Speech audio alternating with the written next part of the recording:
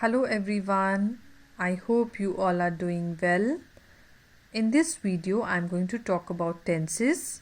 Tenses are your past tense, present tense and future tense. So I'm going to discuss lesson number 20 as well as lesson number 21 also because they are related. So firstly, I'm going to talk about past and present tense. What are tenses? They tell us about the time when the action takes place, when a particular action took place. So they tell us about the time. So if I talk about this sentence, when I say I visit my grandmother every weekend, it talks about present tense because I have used visit here. But when I talk about I visited my grandmother yesterday, then I used visited. So there is a difference between visit and visited. Because we were talking about yesterday, so I used visited because it is a past tense. The action already took place, but when the action was happening now, it was happening in the present, then I used visit. So there is a difference between present and past tense. When we talk about something which has already happened, then we used past tense, ed form.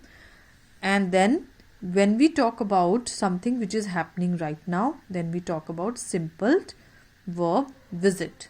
So the questions can come in the sentences form also, where I can ask you, for example, I can give you this question that change this sentence I go to the market into past tense. So how you will write the answer? You will write I went to the market. Or other question can come like if you have to simply change, write the past tense of go. So you will write went. So children, in this chapter you have to learn all the forms which are given here. I'll be giving you practice work also of this. Plus you have to understand that where you have to use present tense or where we have to use past tense according to the time of that particular action. If somebody is mentioning that it was last year or yesterday or few years back, then that means we are talking about past tense. Okay, so that's all for this only. And one more thing you have to be you have to keep in your mind that when you're talking about the singular form of nouns, then you have to use the s form of verbs in present tense. Okay, and when you talk about I or somebody, they or we, then you use only simple form. Like here we have only used I wear woolen clothing in winter. We have not used wears. So same goes for your they also, your we also, and many people. For singulars you always use the s form of the tense of the verb in the present tense. Okay, so you have to learn all these forms of verbs. Then comes your future tense.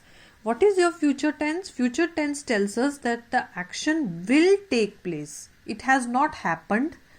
वो अभी हुआ नहीं है, लेकिन जो होने वाला है.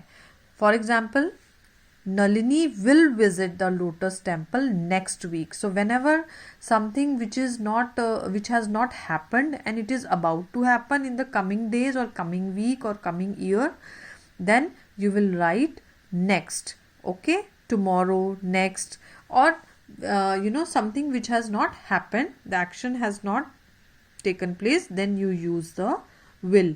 You just have to add will and the simple present tense of the verb.